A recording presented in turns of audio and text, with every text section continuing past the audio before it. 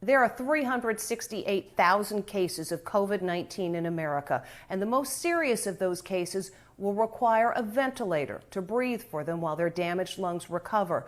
It is both a life-changing as well as a life-saving experience. Jim Murray spoke with one COVID-19 survivor. Nick Brown thought he was suffering from the flu until he checked into the Cleveland Clinic. The doctor came in. He said, "Hey, I've got some bad news. You've tested positive for COVID-19. And it was actually very shortly after that I started to lose lung function and they intubated me. Life was about to get even worse for the 38-year-old dad. I was actually in a medically induced coma for 3 days. And then during that process, they put me on a ventilator where I spent 7 additional days. Brown was fighting for his life, and like many patients stricken with COVID-19, he was being kept alive with a ventilator. What did it physically feel like? It's a very large grouping of tubes that goes down your throat. And, in the beginning, it wasn't horrible feeling. But as we progressed, the tube kind of got scratchy on the back of my throat and just really irritated my throat. Were you able to communicate in some way with the ventilator in? I could make facial expressions, which they were pretty good about understanding what I was going through just looking at me. Dr. Zeke Emanuel spoke with our Stephen Fabian. What is that sensation like for the patient being put on a ventilator? Horrible. You've got a tube stuck in your throat, and many patients are basically knocked out because of the uncomfortable feeling, and the COVID patients in particular working very hard to breathe. The hardest part may be just beginning for survivors who've been weaned off ventilators.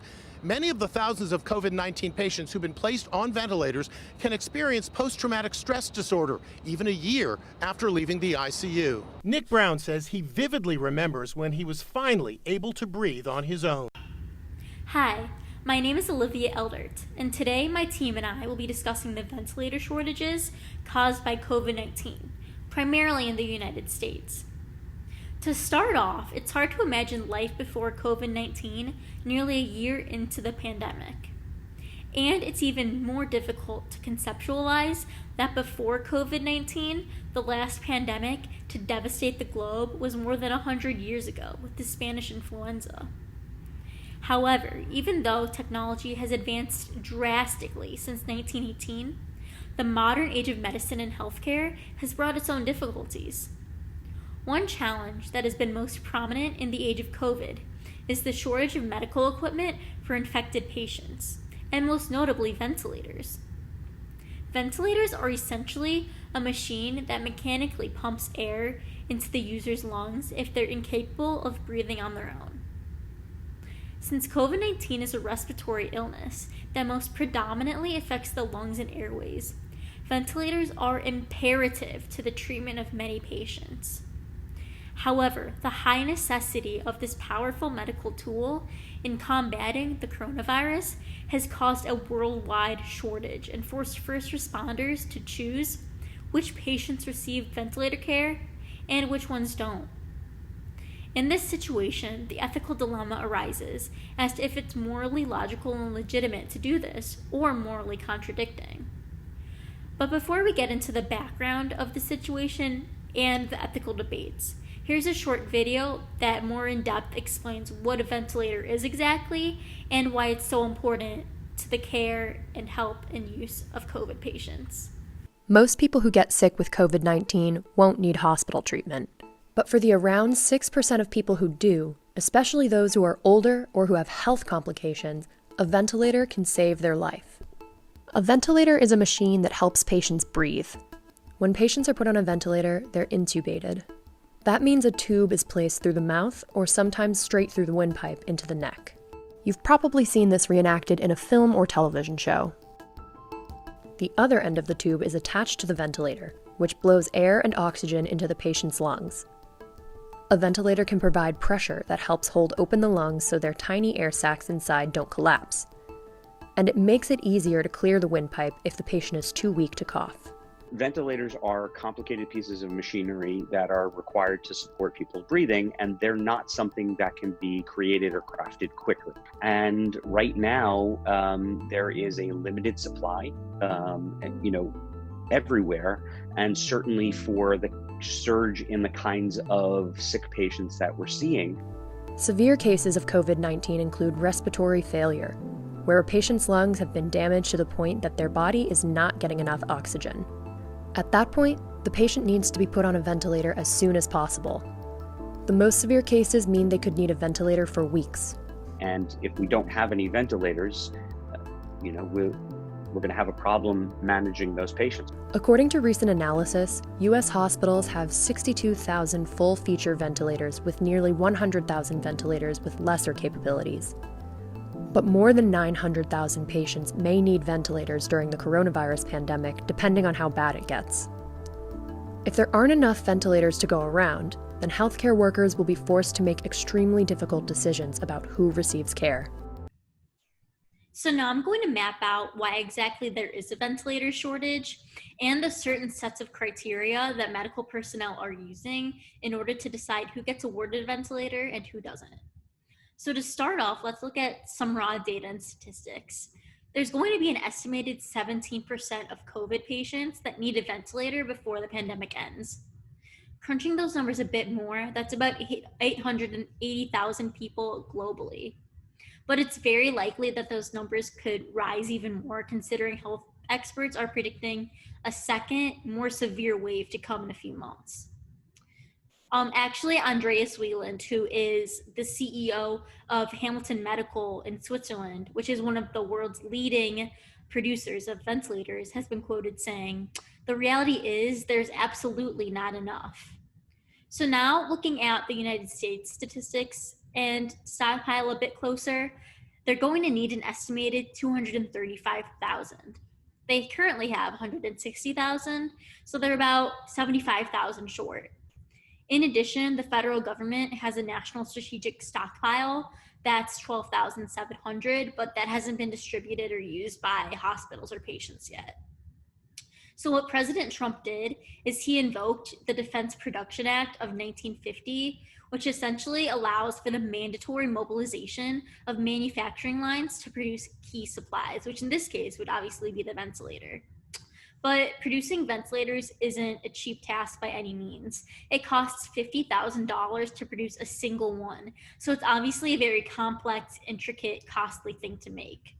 But famous companies like Philips, Medtronic, and GE have stepped up to the plate, either ramping up their current production lines of ventilators or shifting their production to ventilators, which would be obviously GE's case.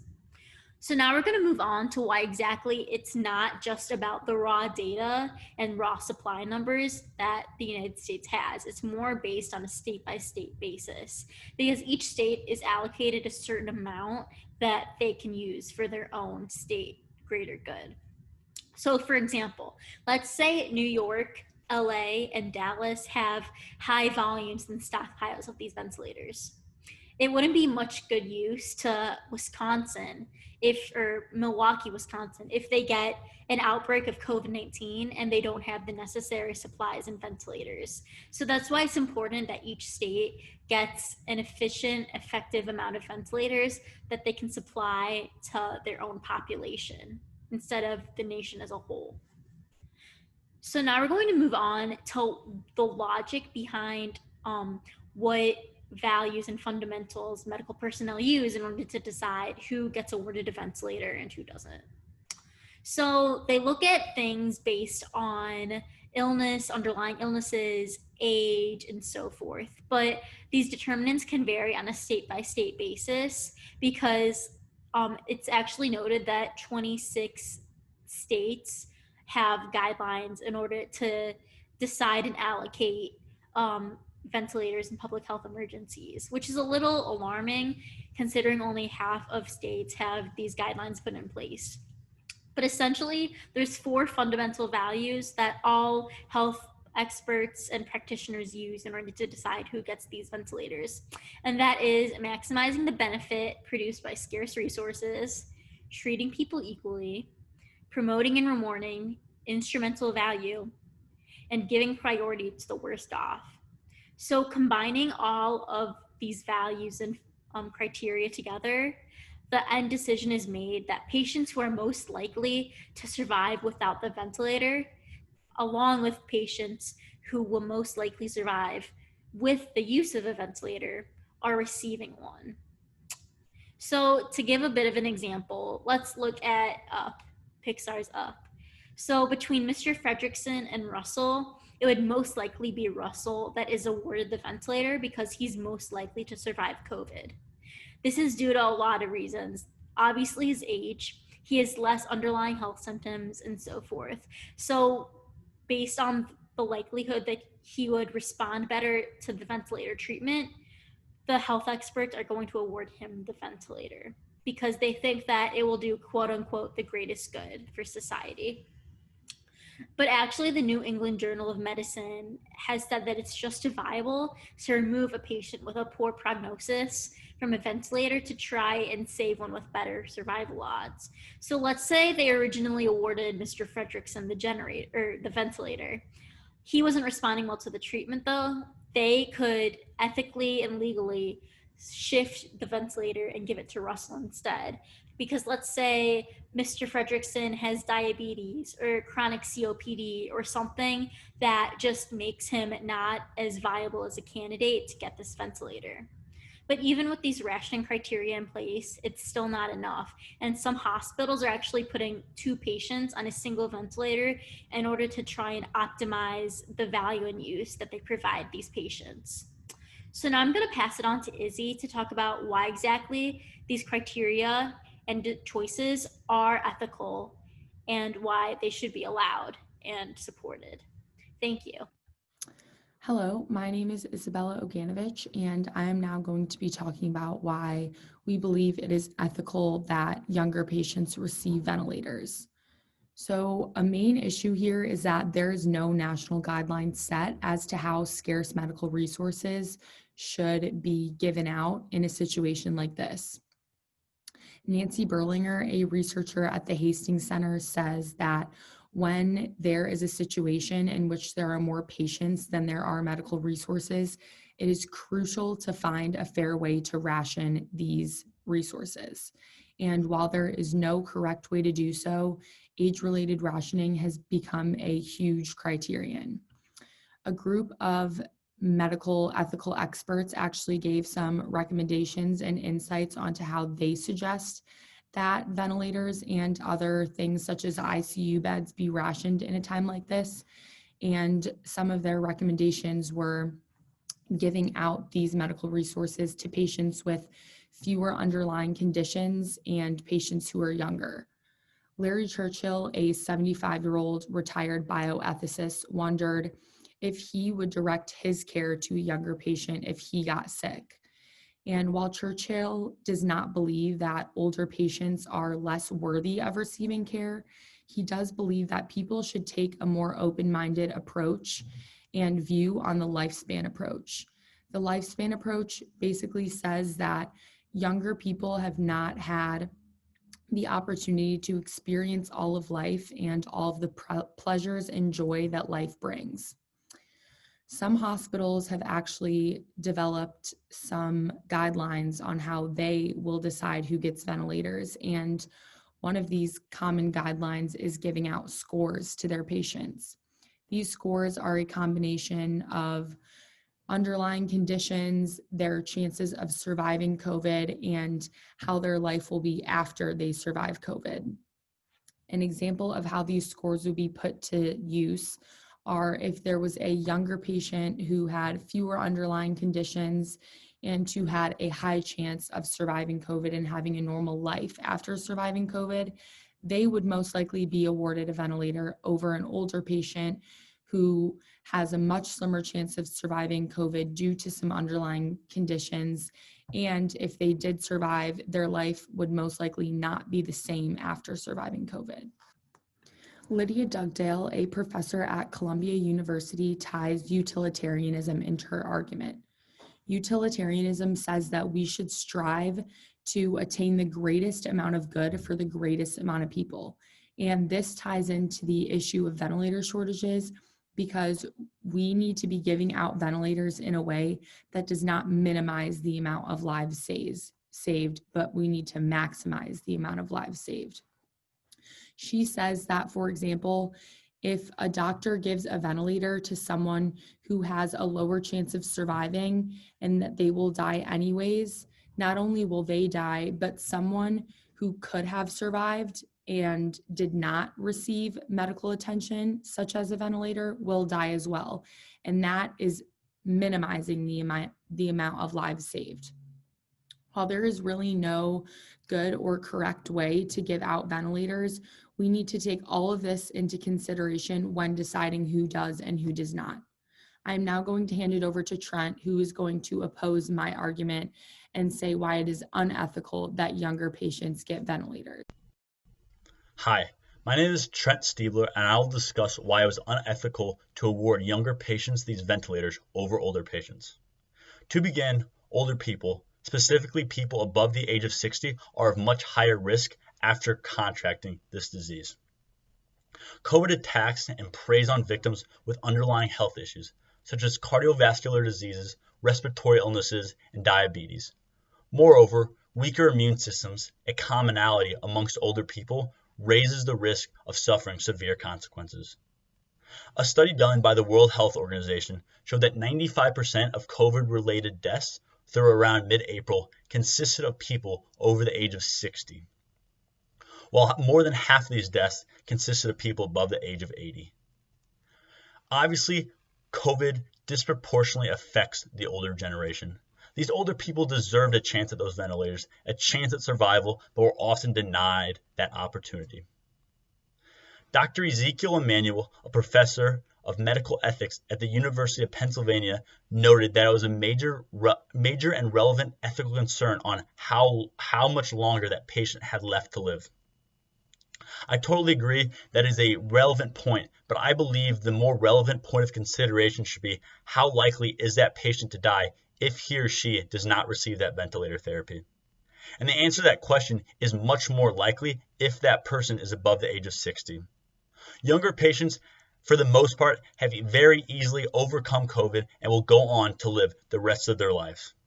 The same just cannot be said about these older patients. They have been disproportionately affected and suffer by far the most deaths.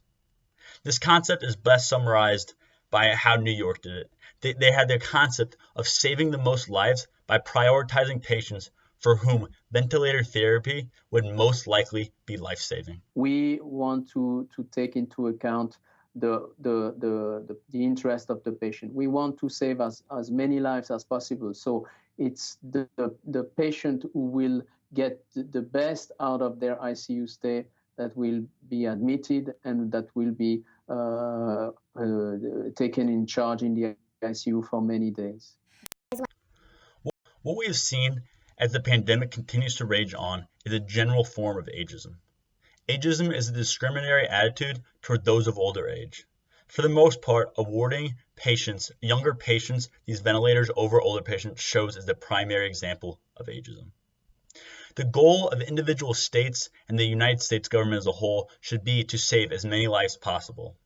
And in order to do this, we need to prioritize these older patients. I'm sure everyone is familiar with the phrase, never leave another man behind. Well, that phrase is literally forgotten every time doctors choose younger patients over these older patients, as older patients are in a much worse situation if not given that ventilator. Doctors have continually referred to the point of who will live longer, who has a longer lifespan when determining between two patients. Patients and families don't see it that way. Their older relatives' lives and their individual lives mean so much more to that. The older generation has suffered much more than the younger generation throughout this pandemic. Due to underlying health concerns and weaker immune systems, the older generation has simply suffered so much more than the younger. Moreover, there is a major question of who is of more use to the U.S. economy. Older people who have a life full of experiences and developed skills currently offer more to the economy than younger patients, younger adults who may be just gaining their footing in the real world. In this sense, the U.S. would benefit from prioritizing these older patients. Older people are primarily responsible for building this great country up and offer more current value to the United States. Assuming they want to be put on a ventilator, they should be given their deserved respect and given priority to these ventilators. I'm going to hand it over to Izzy now to explain how the ethical dilemma of ventilator shortages affects the stakeholder theory and the virtue theory. So, as Trent said, we believe that the shortage in ventilators really relates to some of the theories that we have learned and talked about in class. First off, we believe that it relates to stakeholder theory.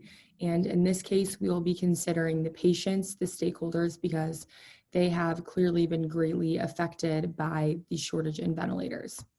So we learned about Ed Freeman and his take on stakeholder theory, which states that all stakeholders should be treated as an end and not a means to an end.